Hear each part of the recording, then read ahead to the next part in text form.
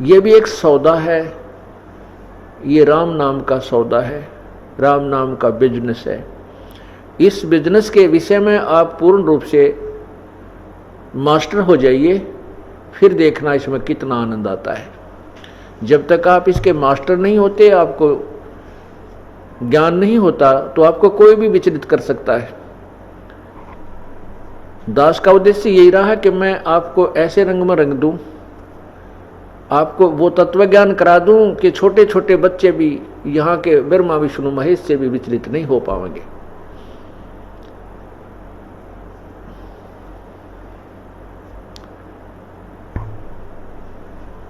और यहाँ के छोटे मोटे संत पंतों की तो कहनी क्या है, वो तो हमारे भक्तों को टस से मस कर ही नहीं सकते। तो उसके लिए आपका आवश्यक है कि आप अधिक से अधिक क्लास अटेंड करो, अधिक से अधिक सत्संग में आइए और ये सत्संग सुनिए। और मान लीजिए आप नहीं आ पाते हो, तो इस सत्संग की हमने सीडी बनाई हुई होती है, कैसेट बनी होती है, ऑडियो भी, वीडियो भी, MP3। हम पूरी कोशिश करते हैं कि ये ज्ञान जन जन तक पहुँचे। और जो बच्चा किसी सत्संग में नहीं आ सका, क्लास अटेंड नहीं कर सका, तो वो अपने घर बैठ के उस होम टास्क कर ले, उस कमी को पूरा करे। अवश्य सत्संग सुनना चाहिए। घर पर भी आप बैठ करके 1 घंटा प्रतिदिन नियम बनाइए कि एक CD स्वयं देखिए और बच्चों को भी दिखाइए। और साथ में यदि आसपास के आपके पड़ोस में कोई ऐसा है जिसके पास ये सुविधा उपलब्ध नहीं है, उनको भी आमंत्रित कर लीजिए और सत्संग अवश्य सुनाइए। लेकिन ध्यान रहे कि उसमें आप स्वामी मत बन जाइए। ये स्वामी बनना इस जीव के लिए खतरनाक होता है। अधीन दास बन करके ही अपना गुजारा कीजिए प्रभु की तरफ, तभी हम चल सकेंगे। जब हम दास बने रहेंगे, और कितना भी दान पुण्य सेवा करके भी आपके मन में ये नहीं आना चाहिए कि मैंने ऐसा कर दिया, मैंने ये दान कर दिया, मैंने ऐसी सुविधा उस व्यक्ति को दे दी, वो भक्त, उस भक्त को मैं बुला के लाया हूँ, उस भक्त को मैंने नाम दिलाया है। नहीं, परमात्मा की कृपा हुई कि आपके माध्यम से आपको प्रेरित करके उस प्रभु ने ही ये सब कार्य उस पुण्य आत्मा के लिए करवाया है। करे करावे साइयां मन में लहर उठा, दादू सिर दर जीव के वो आप बगल हो जाए। तो इसके लिए कहता है कि मैं करे सो मारिए। परमात्मा की वाणी कहती है मैं करे सो मारिए और तू करे सो छूट बे। इस मार में होशियार बंदे गदा बने के उठ बे। हो करे सो गद्दा होई, मैं करे सो बोक बे। और बंदा बिसारे बंदगी तो स्वान है सब लोक बे। क्या कहते हैं कि जो मैं करता है कि मैंने ऐसा कर दिया, मैं ये कर दूंगा, मैंने इतना दान कर दिया, मैंने फलाना कर दिया, मैंने इतने भक्तों को नाम दिला दिया, तो कहते हैं जो मैं करे सो मारिए। जो मैं को लेकर चलता है उसके ऊपर मार पड़ती है, परमात्मा उससे रुष्ट हो जाता है। और तू करे सो छूटवे, कि नहीं परमात्मा ये आप ही की कृपा है, हे प्रभु आप ही करवा रहे हो इस दास से, हम कुछ करने योग्य नहीं थे। तो कहते हैं तू करे सो छूट बे। इस मार में होशियार बंदे गधा बने के ऊंट बे। और जो इस तरह बकवाद करते हैं हु करे सो गद्दा होई और मैं करे सो बोक बे। और बंदा बिसारे बंदगी तो स्वान है सब लोक बे। हिरण्यकशिपु मैं किया कोटि 49 राज। ऐसे नरसिंह ले गया ज्योति तरकू बाज। कहते नरसिंह ने मैं करी थी, उस मैं का उसको क्या फल मिला कि नरसिंह ने ऐसे मार डाला। नरसिंह भगवान ने परमात्मा नरसिंह रूप धर के ऐसे मार डाला जैसे तीतर को बाज पक्षी 1 सेकंड के अंदर समाप्त कर देता है, मार डालता है। हमें उदाहरण देते हैं कि यदि आप भी मैं करोगे, अभिमान आपके अंदर समाएगा, तो परमात्मा ये काल भगवान तुम्हें मार डालेगा। क्योंकि प्रभु अपना हाथ उठा लेगा तो काल फिर सिर पे मंडराता ही रहता है जीव के। सत्संग में आने से जीव को लाभ, बहुत ज्ञान होता है, लाभ होता है। कहते हैं संत मिलन को चालियो दिन में कई कई बारे, आसौज के मेह जो ये घना करें उपकारे।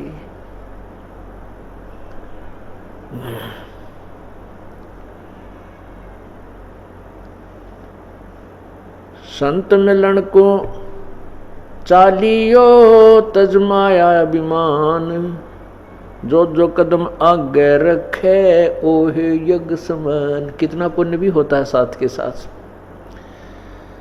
सत्संग में जब आप चलते हो, कई दिन पहले ही आप अपने कार्य की एडजस्टमेंट करते हो।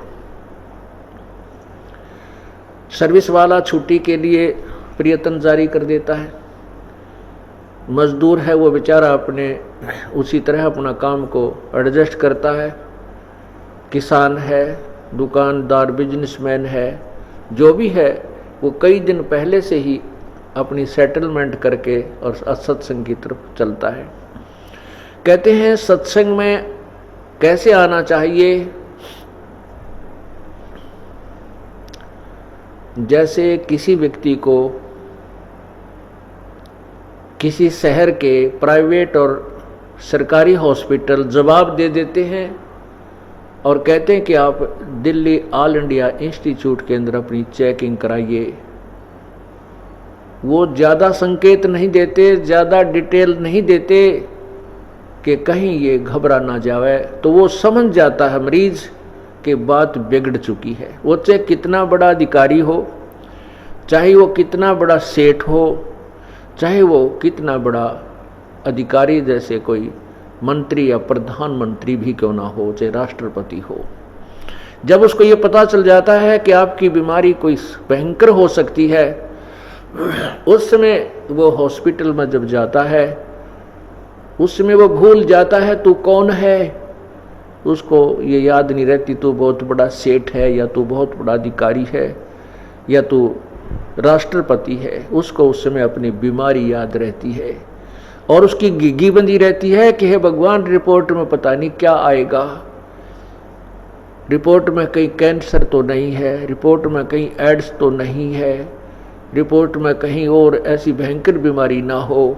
तो उस समय उसको जहाँ भी डॉक्टर लेटने के लिए कहता है वो लेट जाता है, बाहर बैठकर वेट करने के लिए कहता है तो चुपचाप वेट करता रहता है, रिपोर्ट की इंतजार करता रहता है। उसकी उस समय उसको कोई अभिमान नहीं होता, ना पद का, ना पोस्ट का, ना उस माया का। पुण्यात्माओं, जब आप इस सत्संग, ये सत्संग जो है इसमें कई प्रकार का ट्रीटमेंट होता है। ये एक विद्यालय भी है और ये एक हॉस्पिटल भी है। जन्म मरण के दीर्घ रोग का ट्रीटमेंट इस सत्संग में होता है जिसका कहीं इलाज नहीं, और अन्य बीमारियों का इलाज तो परमात्मा फ्री में करता है, वो तो कहना ही क्या है। डॉक्टर लोग भी जब कहते हैं कि भाई अब तो भगवान ही रखवाला है, जो हम दवाई दे रहे हैं ये भी अब कार्य करना बंद कर चुकी है, इसका परमात्मा ही, इससे आगे तो यूं कहा करें राम का नाम है, अर्थात सर्व प्रयत्नों के उपरांत भी परमात्मा ही आगे होता है, उसी की आवश्यकता हमें होती है। तो जब आप सत्संग की तरफ चलते हो, सत्संग में आते हो, तो आपका भाव उस दीर्घ रोगी की तरह होना चाहिए जिसकी अभी रिपोर्ट खुलनी शेष है, उसकी बीमारी का पता लगना शेष है, उसकी कैसी स्थिति होती है। इस दृष्टिकोण से आप सत्संग में आइए। आपको जहाँ भी बैठने का स्थान संकेत मिले वहीं बैठ जाइए, जो भी खाने को मिले भगवान का एक दास बन के उसी को खाइए। जिस प्रकार भी यहाँ कोई सुविधा या असुविधा हो उसकी मन में बिल्कुल मत लाइए। और कितना बड़ा अधिकारी या कोई सेठ या उच्च पोस्ट वाला है या कोई गरीब अमीर जो भी है, यहाँ एक बहुत ही अधीन रूप में उस बीमार की तरह यहाँ पर आना चाहिए। तो इस तरह आने से क्या लाभ होगा, इस तरह न आने से क्या क्या हानि होगी।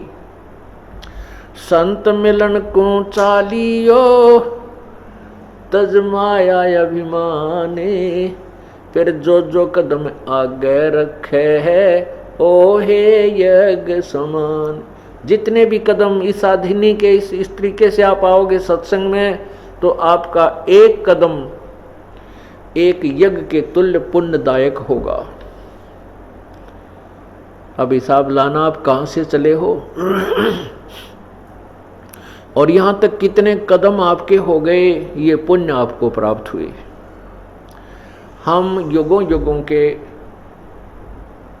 भक्तिहीन हैं, हम कंगाल हैं, निर्धन हैं भक्ति में, और हमारे ऊपर इस काल का बहुत ज्यादा ऋण है। हमारे पाप कर्म बहुत अत्यधिक संचित हैं। हमारे जो पाप कर्म है वो अत्यधिक संचित हैं और हम निर्धन हो गए हैं। तो हमने हर प्रकार से अब धन बटोरना है, राम नाम का धन हर प्रकार से बटोरना है। वो कौन कौन से तरीके हैं? 5 यज्ञ हैं, ये 5 यज्ञ भी हमने करनी है। और फिर ये 3 मंत्र हैं और एक प्राथमिक मंत्र है। इन सभी की हमने झाड़ी करनी है, मजदूरी करनी है, अर्थात इनकी साधना करनी है। तब हम उस परमपिता परमात्मा को प्राप्त कर सकेंगे और उस साधना से हम साहूकार होंगे और योग के बल से, भक्ति की शक्ति से हम सतलोक जा सकेंगे। उस धन से हम वहां जा सकेंगे, क्योंकि उसमें हमने सबका यहां अकाउंट क्लियर करना है। इस शरीर के अंदर यहां तक पूरे हमारे कमल बने हुए हैं, जिसमें मूल कमल के अंदर श्री गणेश जी, मूल कमल से 2 उंगल ऊपर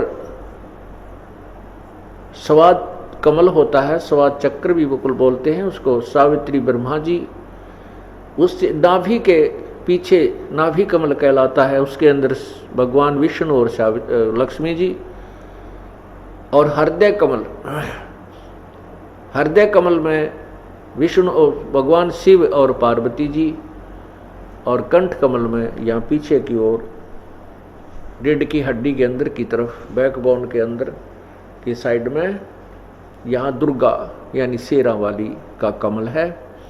तो हमने वो साधनाएं करके इनसे पार होना है, आगे चलना है। सहस्रार कमल के अंदर ये ज्योति निरंजन है।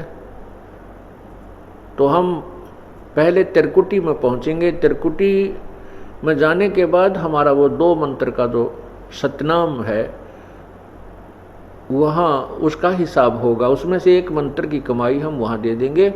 और प्राथमिक जो मंत्र जो ब्रह्म गायत्री मंत्र आपको दिया जाता है वो हमें यहाँ तक बरी कराएगा। ब्रह्मा जी, दुर्गा जी, शिव जी और विष्णु भगवान और ब्रह्मा और गणेश जी के लोकों से हमने पार कराएगा। इनका जो मजदूरी हम करते हैं, प्रथम मंत्र का जाप करते हैं, या कमाई इनको देंगे, ये हमें यहाँ से जाने देंगे, हमारा अकाउंट क्लियर होगा। और फिर त्रिकुटी पर जाकर के हमने ये जितने यज्ञ हम कर रहे हैं और ये ओम नाम का जो जाप सतनाम के अंदर है, उसकी कमाई हम त्रिकुटी पर जाकर इस ब्रह्म ज्योति निरंजन को दे देंगे, जिसने गीता जी का ज्ञान हमें दिया है। और वो खुद कहता है गीता जी के 18वें अध्याय के 66वें श्लोक में कि सर्वधर्मान परित्यज माम एकम शरणम व्रज अहम त्वा सर्व पापेभ्यो मोक्षामि मा शुच। गीता ज्ञान दाता भगवान कहता है कि तू मेरे लेवल की जितनी भी साधनाएं हैं वो मुझ में छोड़ दे। धार्मिक जितने कर्म तूने किए हैं मेरे सत्र के, वो मेरे में छोड़कर फिर उस एक सर्वशक्तिमान की शरण में व्रज माने जा, तब मैं तुझे सब पापों से मोक्ष कर दूंगा, तू चिंता मत कर। इसी का समर्थन गीता जी अध्याय 18 का श्लोक 62 में कहा है। गीता ज्ञान दाता कहता है कि हे भारत, तू सर्वभाव से उस परमात्मा की शरण में जा जिसकी कृपा से तू परम शांति और शाश्वत स्थान अर्थात सत्यलोक को प्राप्त होगा।